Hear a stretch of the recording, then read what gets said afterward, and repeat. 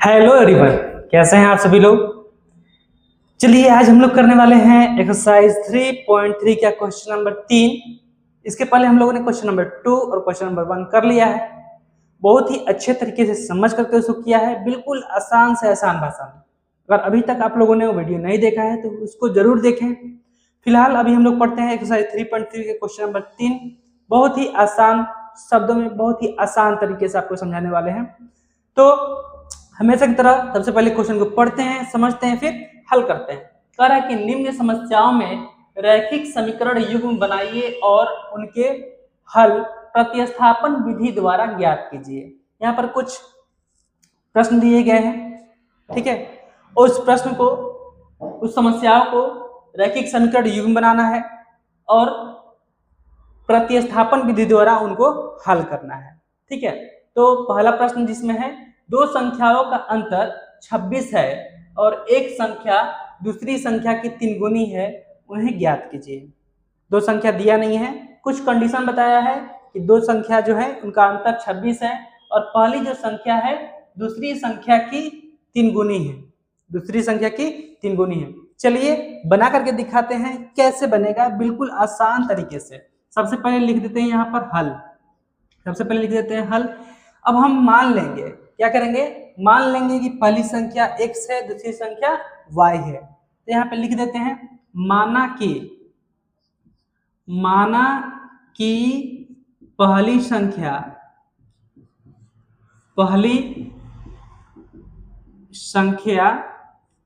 x क्या है, x है। इसी तरह मान लेंगे माना कि दूसरी संख्या y क्या है, y। अब चलते हैं प्रश्न अनुसार। तो यहाँ पे लिख देते हैं हम प्रश्न अनुसार। प्रश्न अनुसार तो क्या कह रहा है, कह रहा है कि दो संख्याओं का अंतर 26 है। दो संख्याओं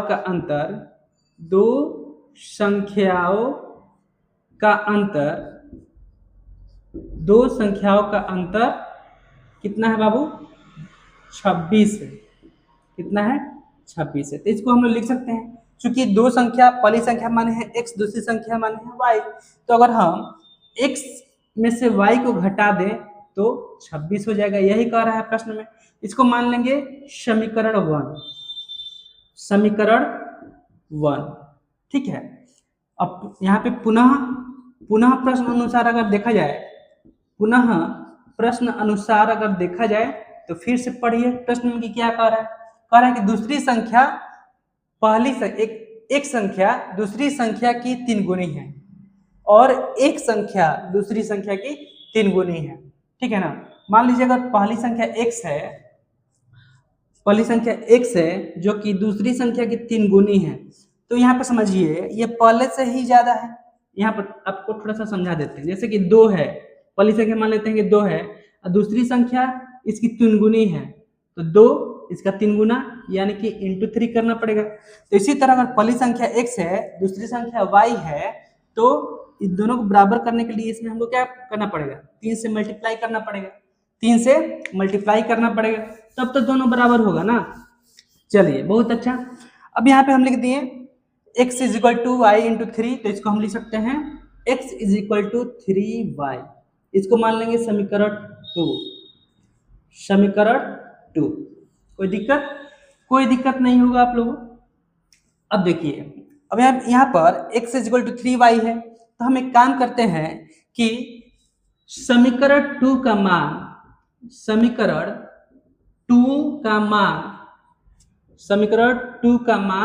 समीकरण 1 में रख देते हैं, समीकरण 1 में रख देते हैं, ठीक है। देख लेते हैं, यह समीकरण 1 है, x minus y is equal to 26, ठीक है। अब यहाँ पे x is equal to 3y है, x is equal to 3y, x की जगह पे रखते हैं 3y minus y is equal to 26। 3y में से एक y निकल जाएगा तो कितना बचेगा, 2y इज इक्वल टू 26। तो यहाँ पर y इज इक्वल टू हो जाएगा 30, y इज इक्वल टू कितना हो जाएगा 13, ठीक है ना। चलिए अब यहाँ पर जब y का मान आ गया 13, y का मान कितना आ गया 13 आ गया, तो हम क्या करते हैं कि y के मान को समीकरण 2 में रखकर x का मान निकाल लेते हैं। तो हम यहाँ पे लिख रहे हैं y का मान समीकरण 2 में रखने पर, समीकरण 2 में रखने पर रख देना। तो ये है क्या है, x = 3y, तो x बराबर 3 × 13, तो x बराबर हो जाएगा 39। तो हमारे पास पहली संख्या आ गई 39, दूसरी संख्या आ गई 13। तो देख लीजिए यहाँ पर पहली जो संख्या है वह दूसरी संख्या की 3 गुना है ना, तो पहली संख्या आ गई 13, दूसरी संख्या आ गई 39। तो ये था क्वेश्चन नंबर 1, बहुत ही आसान तरीके से मैंने आप लोगों को समझाया, तो इसको आप लोग नोट करें। फिर हम लोग देखते हैं क्वेश्चन 3 का दूसरा प्रश्न। आइए अब हम देखते हैं एक्सरसाइज 3.3 का तीसरा का दूसरा प्रश्न। कह रहा है कि दो संपूरक कोणों में बड़ा कोण छोटे कोण से 18 डिग्री अधिक है, उन्हें ज्ञात कीजिए। बहुत ही आसान है, देखिए इसको भी हल करके दिखाते हैं आप लोगों को, आप लोग भी हल कर सकते हैं आसानी से। देखिए इसमें क्या कह रहा है कि संपूरक कोण किसे कहते हैं, संपूरक कोण किसे कहते हैं, जब दो कोण मिलकर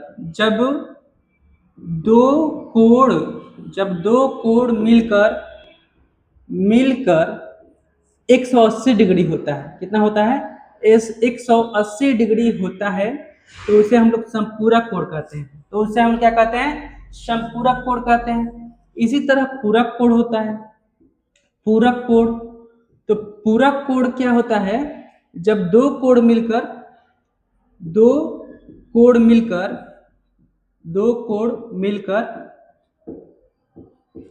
90 डिग्री होता है। कितना डिग्री होता है, 90 डिग्री होता है, तो उसे कहते हैं पूरक कोण। और जब दो कोण मिलकर 180 डिग्री होता है, तो उसे कहते हैं संपूरक कोण। तो दो संपूरक कोण में बड़ा कोण छोटे कोण से 18 अधिक है, उन्हें ज्ञात कीजिए। तो यहाँ पर चलते हैं प्रश्न अनुसार दो संपूरक कोणों में बड़ा कोण छोटे कोण से 18 डिग्री अधिक है। तो संपूरक कोण सबसे पहले मान लेते हैं, पहले तो मानना ही पड़ेगा, तब प्रश्न अनुसार करना पड़ेगा। तो यहाँ पे मानना पड़ेगा, माना कि बड़ा कोण बराबर x डिग्री। कितना डिग्री है, x डिग्री है। इसी तरह माना कि छोटा कोण बराबर y डिग्री है। कितना डिग्री है, y डिग्री। ठीक है, चलिए तो अब यहाँ पर संपूरक कोण कर रहा है, तो संपूरक कोण बराबर हम लोग x + y लिख सकते हैं कि नहीं लिख सकते हैं ना। तो x + y = 180 डिग्री हो जाएगा। कितना डिग्री हो जाएगा, 180 डिग्री हो जाएगा। ये हो जाएगा हमारा समीकरण 1। ये कहाँ से आया है, यह प्रश्न अनुसार आया है, प्रश्न अनुसार। ठीक है ना। अब पुनः प्रश्न अनुसार देखा जाए, पुनः प्रश्न अनुसार अगर देखा जाए, तो कह रहा है कि बड़ा कोण छोटे कोण से 18 अधिक है। बड़ा कोण छोटे कोण से 18 अधिक है, 18 अधिक है। तो अगर हम दोनों को बराबर लिख दें, x और y को बराबर लिख दें, छोटे कोण और बड़े कोण को दोनों को बराबर लिखें, तो हम कब बराबर लिख सकते हैं, जब छोटे कोण में जितना अधिक है उतना जोड़ देंगे, तो दोनों बराबर हो जाएगा। दोनों क्या हो जाएगा, बराबर हो जाएगा। तो इसको मान लेंगे हम समीकरण 2। इसको हम लोग क्या मान लेंगे, समीकरण 2। ठीक है ना। अब चलिए, अब क्या कर दें, फिर से समीकरण 2 का मान समीकरण 1 में रख देते हैं। तो समीकरण 2 का मान समीकरण 2 का मान समीकरण समीकरण 1 में रखने पर, 1 में रखने पर रख देते हैं। तो x प्लस वाई, तो यहाँ पर x का मान है y plus 18, y plus 18 plus y is equal to 180 degree. कितना डिग्री? 180 डिग्री।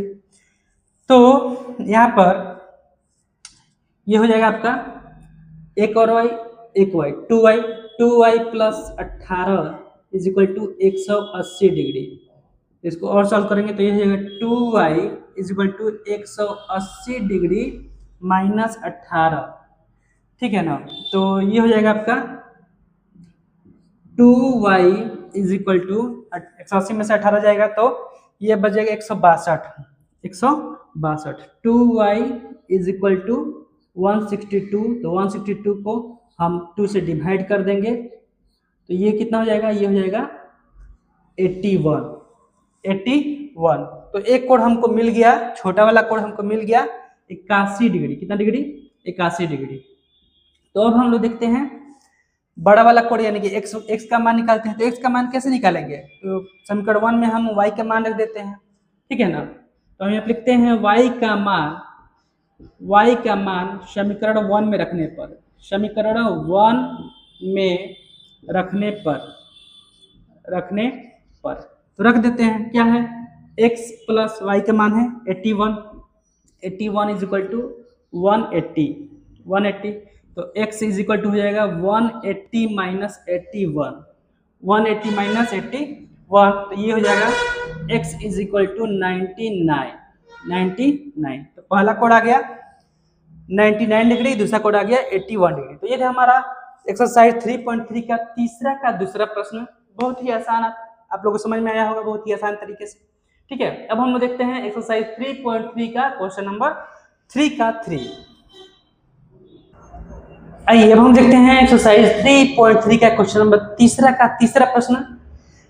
लेकिन उससे पहले आप लोगों से प्यारा सा रिक्वेस्ट, प्लीज चैनल को सब्सक्राइब जरूर करें, लाइक जरूर करें और कमेंट बॉक्स में अपनी राय जरूर दें। कह रहा है कि एक क्रिकेट टीम के कोच ने 7 बल्ले तथा 6 गेंदे ₹3800 में खरीदी। बाद में उसने 3 बल्ले तथा 5 गेंदे ₹1750 में खरीदी। प्रत्येक बल्ले तथा प्रत्येक गेंद का मूल्य ज्ञात कीजिए।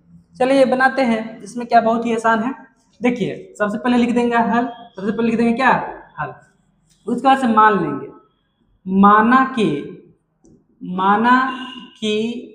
एक बल्ले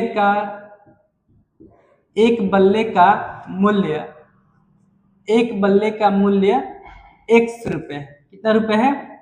x रुपए है। इसी तरह मान लेंगे, माना कि एक गेंद का मूल्य y रुपए है। मूल्य y रुपए है। कितना रुपए है? y रुपए है। अब चलते हैं क्या? प्रश्न अनुसार। तो प्रश्न अनुसार क्या कह रहा है? तो ये कह रहा है कि कोच ने 7 बल्ले तथा 6 गेंदे 3800 रुपए में खरीदी। 7 बल्ले तथा 6 गेंद कितना में? 3800 रुपए में खरीदा गया। 3800 रुपए में खरीदा गया। ठीक है ना? इसको हम क्या लिख सकते हैं? एक बल्ले का मूल्य x रुपए है तो 7 बल्ले का मूल्य हो जाए कितना? 7x। एक गेंद का मूल्य y रुपए है तो 6 गेंद का मूल्य 6y इज इक्वल टू 3800 लिख सकते हैं। इसको हम मान लेंगे समीकरण 1। इसको आगे हम लोग सॉल्व करेंगे तो हम लोग लिख सकते हैं, क्या लिख सकते हैं? देखिए 7x 6y को उधर करें तो ये हो जाएगा 3800, इधर प्लस में हो जाएगा तो माइनस में माइनस 6y। ठीक है ना? पुनः इसको आगे सॉल्व करें तो ये हो जाएगा 7x, 7 को उस तरफ करते हैं तो ये हो जाएगा 3800 माइनस 6y। 7 इधर क्या कर रहा है? x से मल्टीप्लाई कर रहा है, इधर जाएगा तो क्या करेगा? डिवाइड करेगा ना। इसको हम लोग मान लेंगे समीकरण 2। अब पुनः प्रश्न अनुसार हम लोग को चलना पड़ेगा। पुनः प्रश्न अनुसार, पुनः प्रश्न अनुसार। तो पुनः प्रश्न अनुसार क्या कह रहा है बाबू?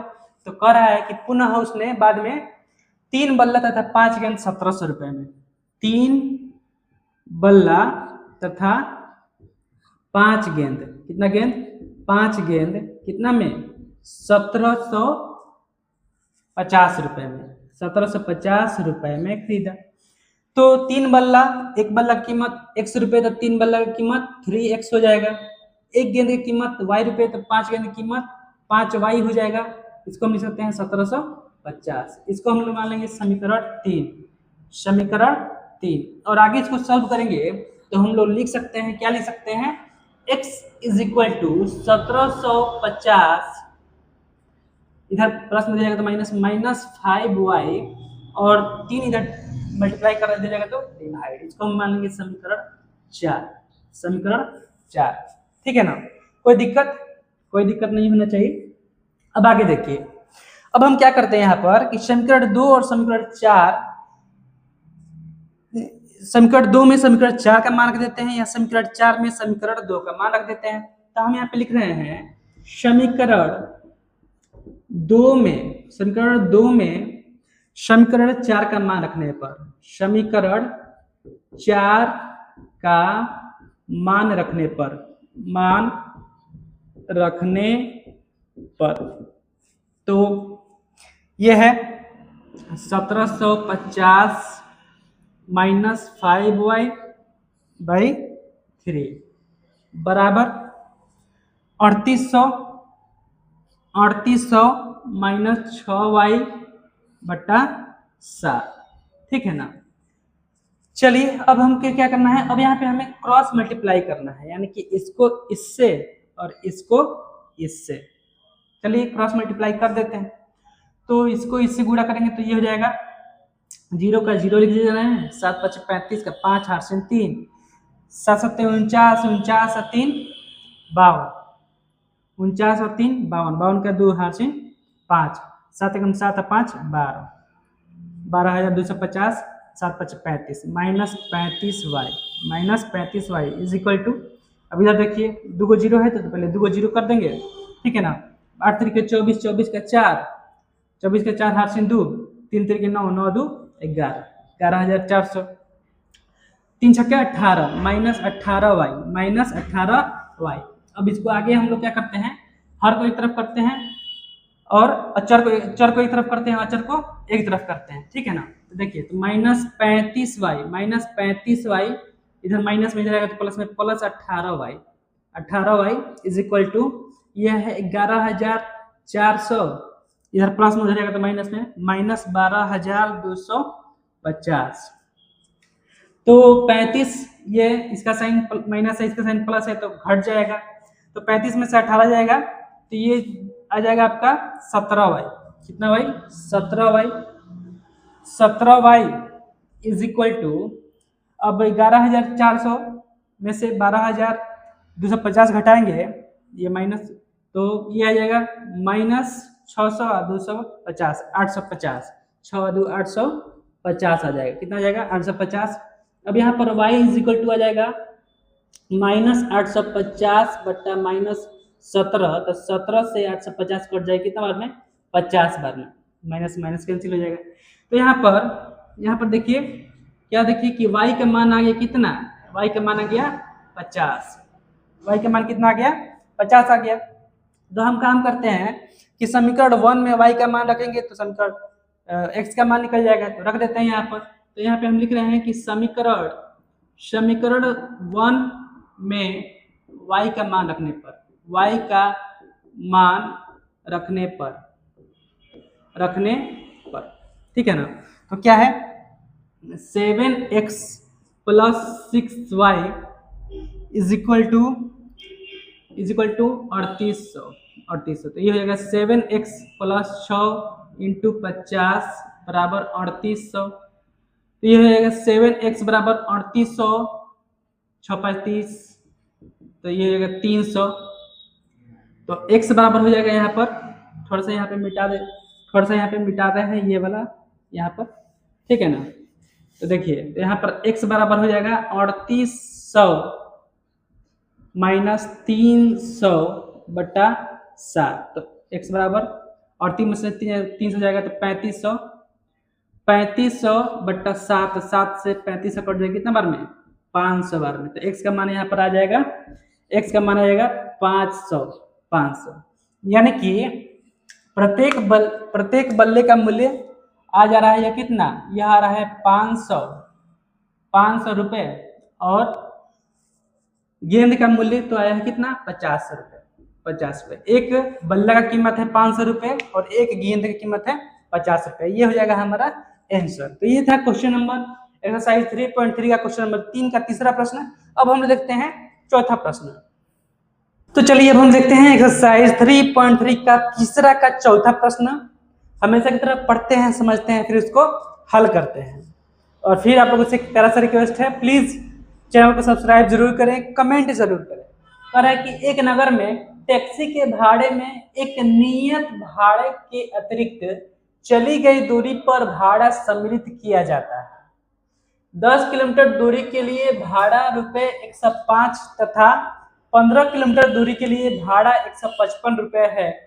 नियत भाड़ा तथा प्रति किलोमीटर भाड़ा क्या है? एक व्यक्ति को 25 किलोमीटर यात्रा करने के लिए 25 किलोमीटर यात्रा करने के लिए कितना भाड़ा देना होगा, कितना भाड़ा देना होगा। देखिए यहाँ पर समझिए कि नियत भाड़ा क्या होता है। जैसे कि नियत, अगर इसको बात की जाए कि इसको पहले समझ लीजिए, नियत मतलब होता है फिक्स्ड, नियत मतलब होता है फिक्स्ड, ठीक है ना। तो फिक्स्ड भाड़ा क्या होता है, जैसे कि आप अगर किसी गाड़ी पे चढ़े, किसी बस पे चढ़े हैं, तो जैसे ही आप बस पे चढ़े हैं तो आपको जो भी वहां पे शुल्क हो, 50 रुपये, 200 रुपये, 300 रुपये, 100 रुपये, जो भी शुल्क हो वो आपका लग जाएगा। जैसे ही आप बस में चढ़े आपको 50 रुपये देना पड़ेगा, आपको 100 रुपये देना पड़ेगा, उसको बोलते हैं नियत भाड़ा। उसके बाद से आप जितना किलोमीटर जाइएगा, जितना भी किलोमीटर आप जाइएगा उसका किराया अलग से लगेगा। समझिए, इसको इस प्रकार समझिए। अगर कभी आप टिकट बुक किए होंगे ऑनलाइन, ठीक है ना, तो जब टिकट आप बुक करते हैं तो उस पर टिकट का प्राइस दिखाता है, जहां भी आपको जाना होता है उस यात्रा का दूरी का वह किराया दिखाता है। लेकिन जब बुक किया जाता है तो उसके अलावा अतिरिक्त शुल्क और उसमें 40 रुपये ऐड हो जाता है। उसी को बोलते हैं नियत, फिक्स्ड किराया, है ना, कि वह शुल्क आपका लगेगा ही लगेगा, वह नहीं लगने का कोई नौबत ही नहीं है, तो उसको बोलते हैं नियत शुल्क। उसके बाद से आप जितना भी दूरी जाएं उसका किराया आपको अलग से देना पड़ेगा, ठीक है ना। तो सबसे पहले यहाँ पे मानना पड़ेगा, क्या करना पड़ेगा, मानना पड़ेगा। तो मान लेते हैं, माना कि नियत भाड़ा बराबर x रुपए, कितना रुपए, x रुपए, ठीक है ना। उसके बाद से प्रत्येक किलोमीटर के लिए भाड़ा, प्रत्येक किलोमीटर के लिए भाड़ा बराबर, इसको मान लेते हैं y रुपए, कितना रुपए, y रुपए। चलिए अब कह रहा है कि 10 किलोमीटर दूरी के लिए भाड़ा 105 रुपए था, 15 किलोमीटर दूरी के लिए भाड़ा 155 रुपए लगता है। तो प्रश्न अनुसार चलना पड़ेगा। प्रश्न अनुसार देखिए यहाँ पर कह रहा है कि 10 किलोमीटर दूरी के लिए भाड़ा रुपए 105।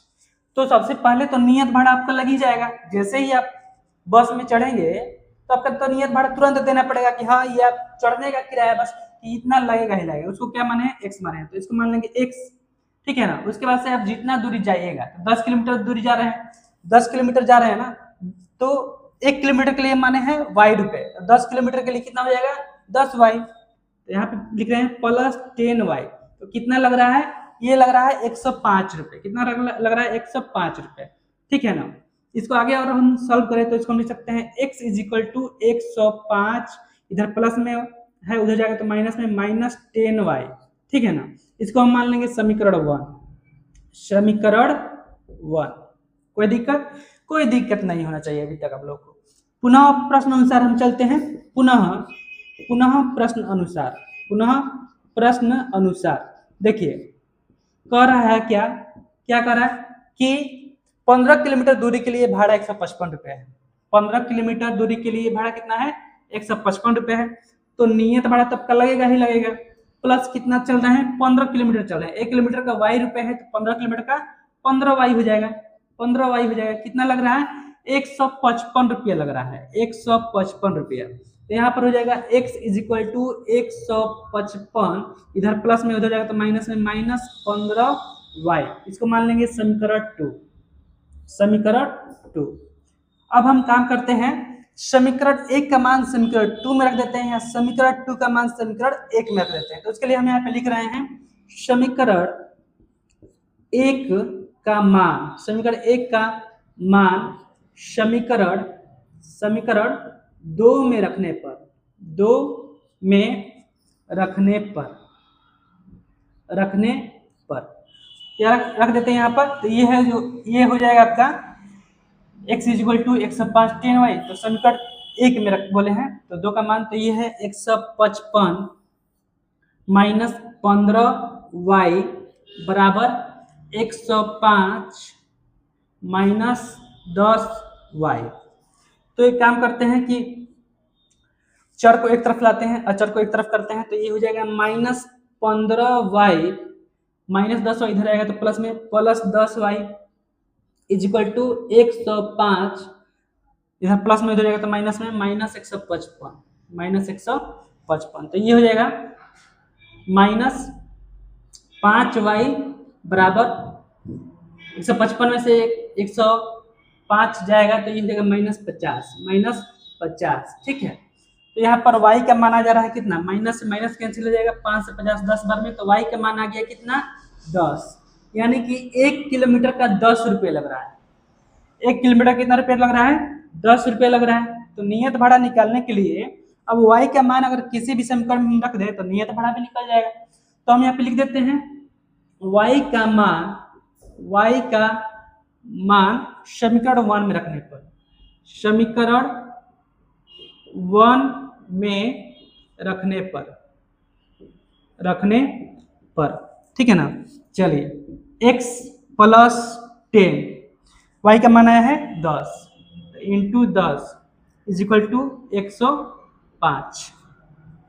अरे ये ना है जी, चलिए उसमें भी रखेंगे तो आ ही जाएगा, लेकिन देख लीजिए समीकरण 1 क्या है? x is equal to 105 minus 10 into 10। तो x is equal to 105 minus 100, तो x इज इक्वल टू हो जाएगा 5। तो नियत भाड़ा का कितना है? 5 रुपये है। नियत भाड़ा कितना है? 5 रुपये है। और प्रत्येक किलोमीटर के लिए जो भाड़ा है वह 10 रुपये है। अब कह रहा है कि 25 किलोमीटर यात्रा करने के लिए कितना भाड़ा देना होगा। तो 25 किलोमीटर यात्रा करने के लिए तो नियत भाड़ा तो आपका है ये है, कितना किलोमीटर है? 25 किलोमीटर है, यानी 25 वाई है। ठीक है ना। कितना भाड़ा देना होगा? कितना भाड़ा देना होगा? तो यहाँ पर x का मान है 5 प्लस 25 और y का मान कितना है? 10। तो इसको सॉल्व करेंगे तो ये आ जाएगा 5 प्लस 25 इंटू 10 250 तो 250 प्लस 5 255 रुपया। तो 25 किलोमीटर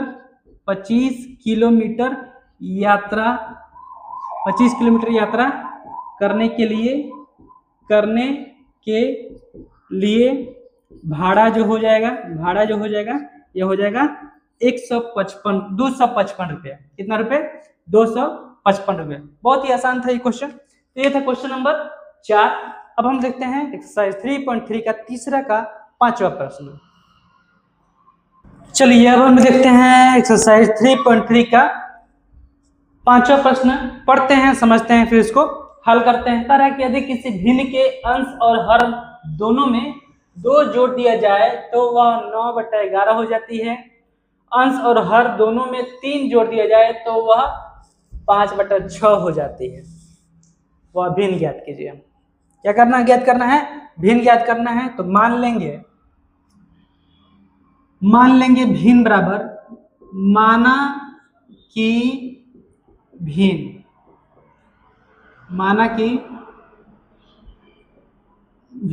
बराबर x/y, क्योंकि भिन्न जो होता है यह x बटा वाई के फॉर्म में होता है, तो हम भिन्न क्या मान लिए, x बटा वाई मान लिए, ठीक है ना।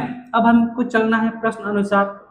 प्रश्न अनुसार तो क्या कह रहा है प्रश्न अनुसार जी?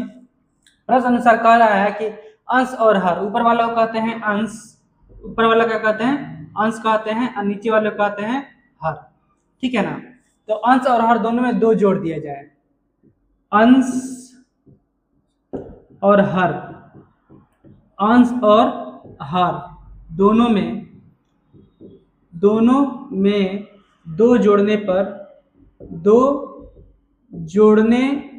पर 9/11 हो जाता है, 9/11 हो जाता है। तो देखिए इसमें क्या है, x बाई वाई है, इसमें अगर 2 जोड़ दे, इसमें अगर 2 जोड़ दे, तो यह क्या हो जाएगा, यह हो जाएगा 9/11, 9/11।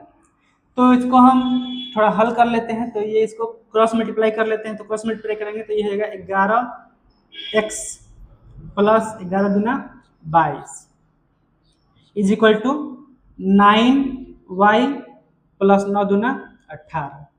तब हम यहाँ पे काम करते हैं, यहाँ पे हम x बराबर लिख सकते हैं, क्या लिख सकते हैं, 9y प्लस 18, 22 इधर प्लस में उधर जाएगा तो माइनस में, -22/11 इधर गुणा करना इधर जाएगा तो भाग करेगा, तो x बराबर हो जाएगा कितना, 9y माइनस है 22 है प्लस 18 है, तो यहाँ पे हो जाएगा -4/11। इसको हम लोग मान लेंगे समीकरण 1, ठीक है ना। इसी तरह दूसरा पुनः प्रश्न अनुसार अगर देखेंगे हम, तो प्रश्न अनुसार पुनः अगर प्रश्न अनुसार देखा जाए तो क्या कह रहा है कि अगर 3 जोड़ दिया जाए, x और y में अगर 3 जोड़ दी जाए, दोनों में अगर 3 जोड़ दिए जाए, तो ये कितना हो जाएगा, ये हो जाएगा 5/6। तो इसको हल करेंगे तो ये हो जाएगा 6x plus 18 is equal to 5y plus 15, ठीक है ना। तो ये हो जाएगा x बराबर 5y प्लस 15 और 15 इधर प्लस में हो जाएगा तो माइनस -18/6, तो x बराबर हो जाएगा 5y माइनस 3/6। इसको मान लेंगे समीकरण 2, ठीक है ना। अब क्या करना है आपको पता है, समीकरण 1 में 2 का मान रख देंगे, ठीक है, तो रख देते हैं समीकरण 1 में 2 का मान, समीकरण 1 में 2 का मान रखने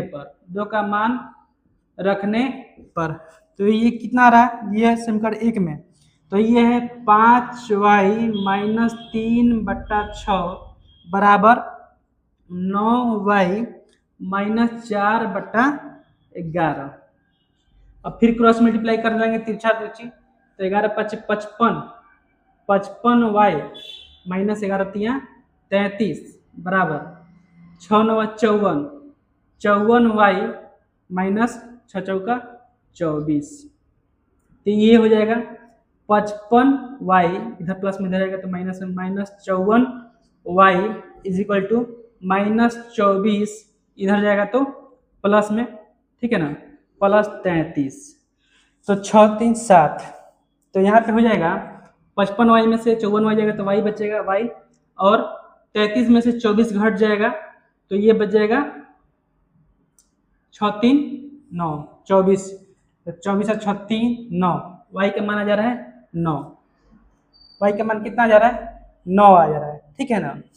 चलिए जब y का मान 9 आ गया तो हम काम करते हैं, y का मान समीकरण 1 में रख देते हैं, हमको x का मान मिल जाएगा। तो हम यहाँ पे लिख रहे हैं y का मान समीकरण 1 में रखने पर,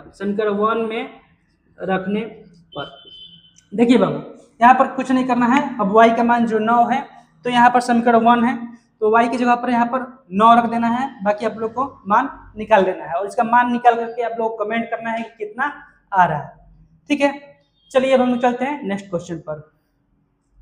चलिए अब हम देखते हैं एक्सरसाइज 3.3 का क्वेश्चन नंबर 3 का छठा प्रश्न। ठीक है। तो कह रहा है कि 5 वर्ष बाद जैकब की आयु उसके पुत्र की आयु से 3 गुनी हो जाएगी। 5 वर्ष पूर्व जैकब की आयु उसके पुत्र की आयु से 7 गुनी थी। उनकी वर्तमान आयु क्या है? वर्तमान आयु ज्ञात करना है। चलिए बनाते हैं, बना करके इसको भी आप लोग को हल दिखाते हैं। तो मानना पड़ेगा, माना कि जैकब की वर्तमान आयु, माना कि जैकब की वर्तमान आयु, जैकब की वर्तमान आयु तो यह कितनी मान लेते हैं? यह मान लेते हैं x। क्या मान लेते हैं? x। इसी तरह मानना पड़ेगा, माना कि जैकब के पुत्र की वर्तमान आयु,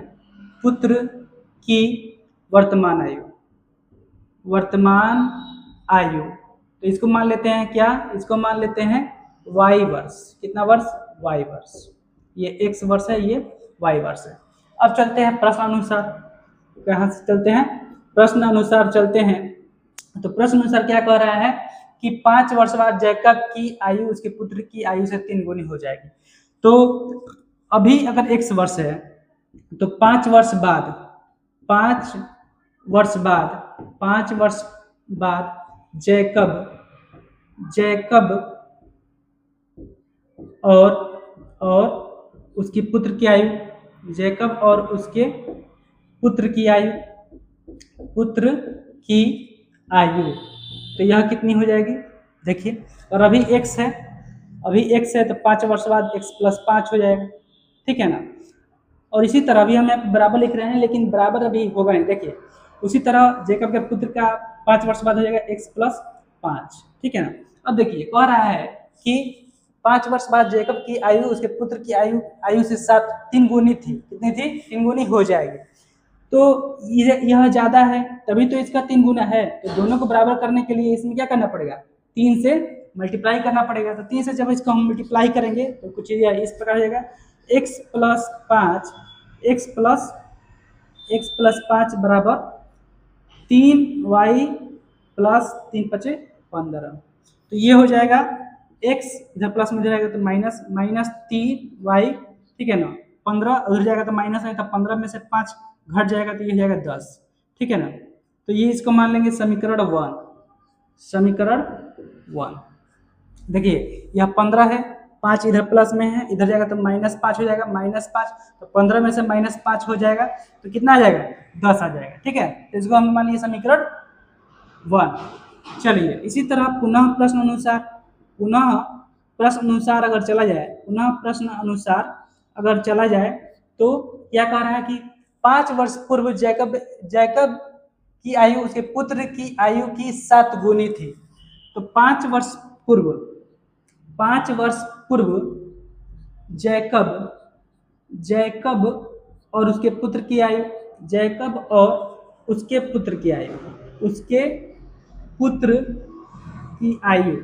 की आयु तो यह 5 वर्ष पूर्व का रहा है, यानी कि x - 5 हो जाएगा। ठीक है ना, बराबर y - 5। कितना कर रहा है? जैकब का आयु जो है यह उसके पुत्र की आयु से 7 गुना था। कितना था? 7 गुना था। तो क्या करना पड़ेगा? हमें उसके पुत्र में 7 से मल्टीप्लाई करना पड़ेगा। तो जब 7 से हम लोग मल्टीप्लाई करेंगे तो ये हो जाएगा x - 5 बराबर 7y - 7 × 5 = 35। ठीक है ना। अब देखिए, y वाले को इधर लाएंगे, x - 7y हो जाएगा। ठीक है। अब 35 -35 है, इधर जाएगा तो +5, तो ये हो जाएगा x - 7y = -30। इसको हमने मान लिया समीकरण 2। अब यहाँ पर इसके आगे हम लोग समीकरण 1 से भी आगे बढ़ सकते हैं, समीकरण 2 से भी आगे बढ़ सकते हैं। तो हम लोग क्या करते हैं? समीकरण 1 से आगे बढ़ते हैं। तो समीकरण 1 से हम आगे बढ़ेंगे तो हम यहाँ पे लिख सकते हैं, देखिए समीकरण 1 क्या है? x - 3y = 10 है। क्या है? 10 है। तो यहाँ पर x बराबर क्या लिख सकते हैं? 10, उधर जाएगा तो प्लस में +3y, इसको हम मान लेंगे समीकरण 3। तो यहाँ पे x का मान आ गया। अब हम क्या करते हैं? समीकरण 2 में x का मान रख देते हैं।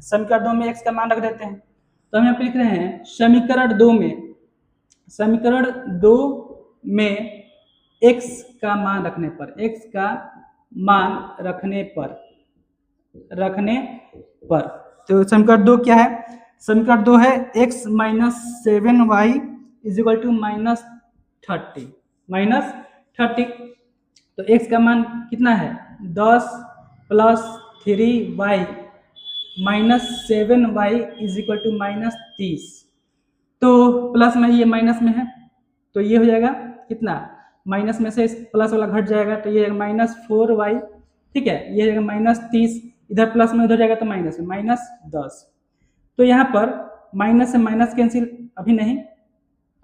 अभी कैंसिल नहीं करना है, ध्यान दीजिए।